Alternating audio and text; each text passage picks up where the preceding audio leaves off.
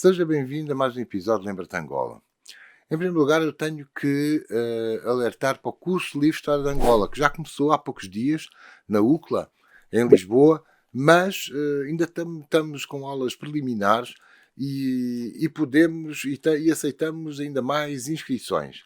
Pode ver aqui ao lado, portanto, as referências, quer ao curso livre, quer ao site no Facebook, quer também aos contactos que pode efetuar, nomeadamente com a doutora Anabela Carvalho, que tem sido praticamente uma organizadora incansável desde há 6 anos, e estamos perfeitamente receptivos a inscrições. Até porque as aulas são sempre gravadas e são sempre depois enviadas para quem as frequenta. E mais, com isto já vamos no terceiro ano, desde 2021, nós fazemos o curso quer presencialmente nas instalações da UCLA, mas também online, também pela via Zoom. Portanto, já é o terceiro ano em que temos na UCLA e no curso de História de Angola pessoas a frequentar o curso que não vivem necessariamente em Lisboa. Quer pessoas que vivem em Portugal noutras zonas, quer mesmo no mundo inteiro, sobretudo, e isto é muito caro, sobretudo em Angola. Mas não só, também no Brasil, também já tivemos pessoas a frequentarem o curso na Polónia, na China. Portanto, fica aqui o apelo. Portanto, venha, veja o Lembra-te Angola, mas frequente o curso de História de Angola, que vale a pena. Também terá um papel ativo. Não sou só eu, nem outros colegas a darmos aulas. Quem frequentar o curso também tem o seu contributo a dar em muita coisa. Aqui no Lembra-te Angola, e este é o episódio 101, portanto já passámos a centena, como é sabido. Aqui no Lembra-te Angola tenho tido várias sugestões. Eu tenho seguido sempre as sugestões que os meus espectadores, que os meus amigos, subscritores do canal e também já alguns aderentes. Acho que não é demais insistir nisto, não custa nada aderir ao canal, é só 99 cêntimos por mês, se quiser. Aqui no Lembra-te Angola tenho tido várias sugestões. Têm insistido comigo para falar da guerra colonial. Vamos falar da guerra colonial, se bem que o conceito de guerra colonial seja muitíssimo amplo. Haverá muita coisa antes de começar a falar sobre a guerra colonial. Haverá muita coisa a dizer sobre o que é que se entende por guerra colonial, ou se não serão guerras coloniais, ou se não serão guerras nacionais ou nacionalistas, ou lutas pela libertação, ou guerras pela independência, que eu até, confesso de antemão, considero o termo mais legítimo. Mas eu vou falar hoje de um tema que não está tão distante assim da guerra colonial. Se calhar até está aquilo que os portugueses chamam a guerra colonial, que na verdade, pelo menos entre 1961 e 1974, foram pelo menos 3 guerras coloniais. Uma em Angola, outra em Moçambique, outra na Guiné. Não é? Mas essas guerras coloniais estavam a ser preparadas já nos anos 50. Porque há indícios de que Portugal já adquiria dos Estados Unidos da América, sobretudo material anfíbio de guerra, prevendo que nas suas colónias, Angola, Guiné, Moçambique, a deflagrar-se um conflito independentista que já se calculava na década de 50, portanto bem antes de 1961, a deflagrar-se esse conflito, certamente que se trataria de uma guerra de guerrilha, e daí que Portugal adquirisse dos Estados Unidos da América, já na década de 50, muito material anfíbio. Agora, eu propunha hoje falar do lusotropicalismo, que não anda tão longe quanto se poderia imaginar. Depois da Segunda Guerra Mundial, é criada a Organização das Nações Unidas.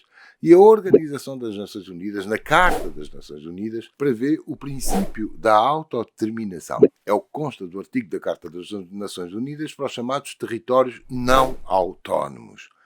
Imediatamente Portugal, era um Portugal ainda sob o domínio de Salazar, chegou-se a levantar a questão de Salazar poder cair depois da Segunda Guerra Mundial.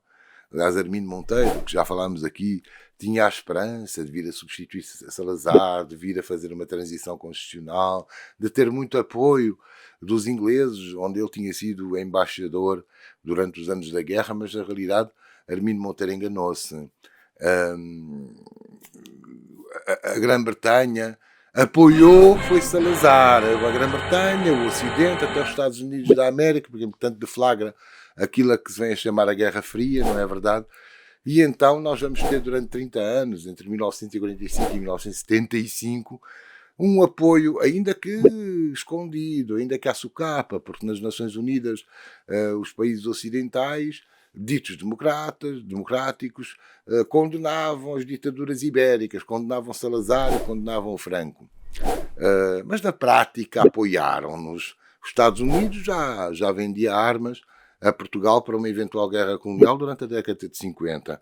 E depois, quando a guerra colonial ou as guerras de libertação de Angola, Moçambique e Guiné deflagram, quanto apoio não vai haver, nomeadamente europeu, nomeadamente da França. Eu não posso esquecer da minha infância em Luanda, quando eu via aquilo a que nós, angolanos da minha idade, chamávamos o Barriga de Jinguba, o Noratlas. O Noratlas era um avião que vinha da Guerra da Argélia, tinha sido criado pelos franceses para a Guerra Colonial da Argélia, precisamente para estar preparado para largar paraquedistas nas montanhas do Atlas, na Argélia.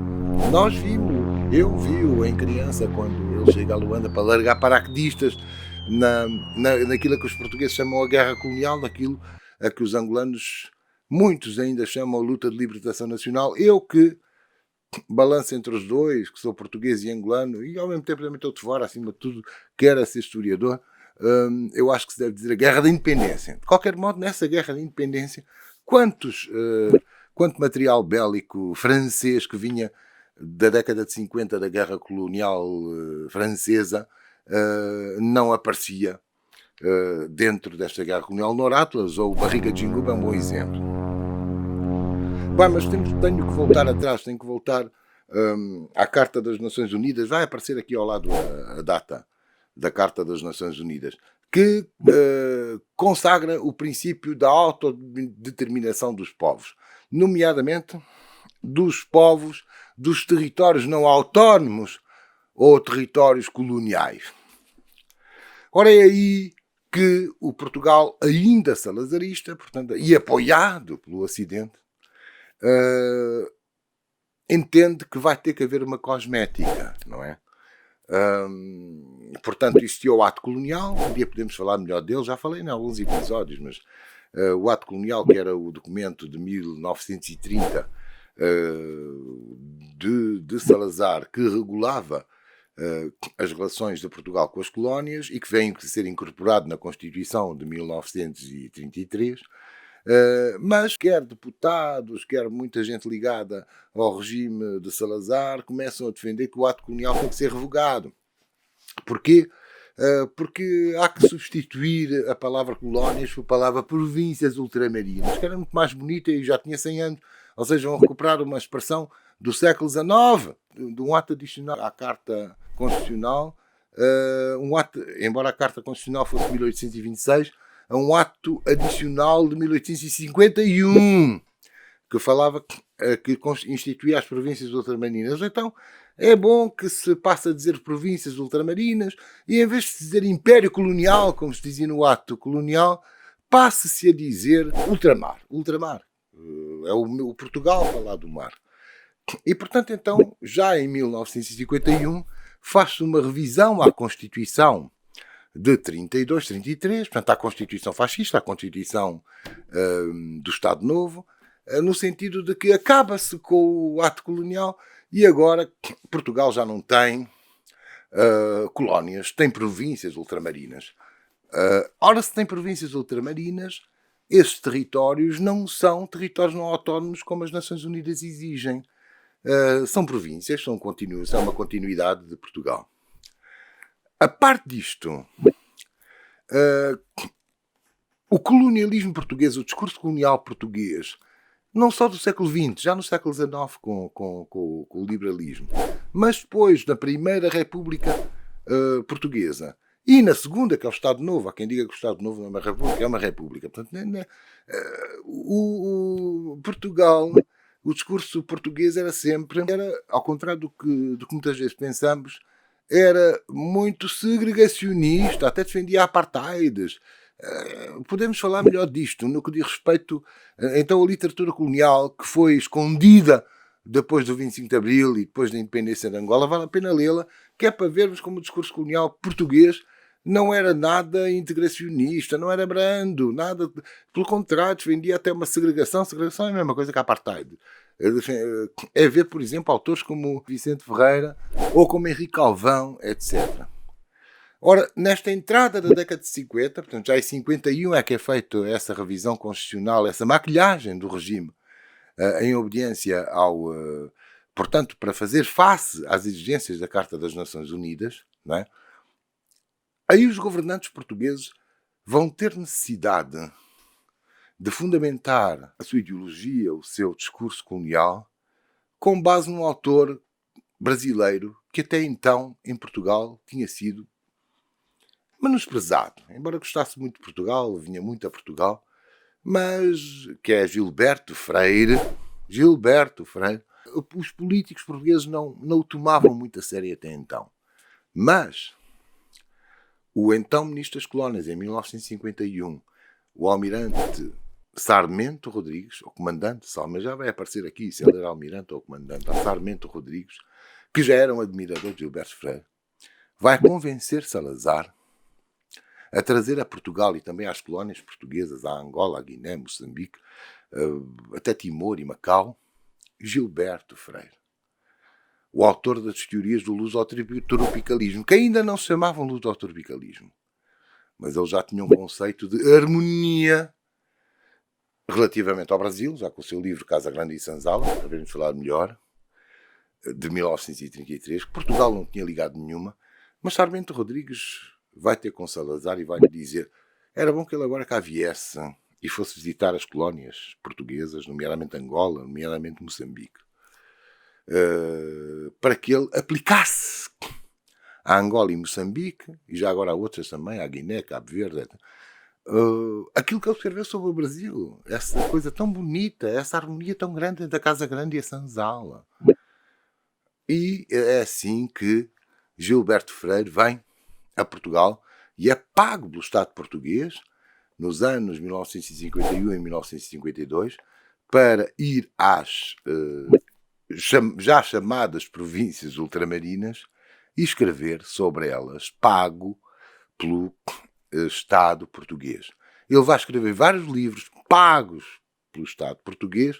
O mais conhecido, os mais conhecidos, o primeiro deles é Aventura e Rotina, e depois mais tarde Luz e o Trópico, e é aí que ele vai chamar a sua própria teoria o lusotropicalismo. Mas não chegámos a falar dela.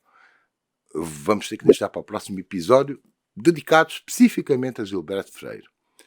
Não perca, estamos juntos.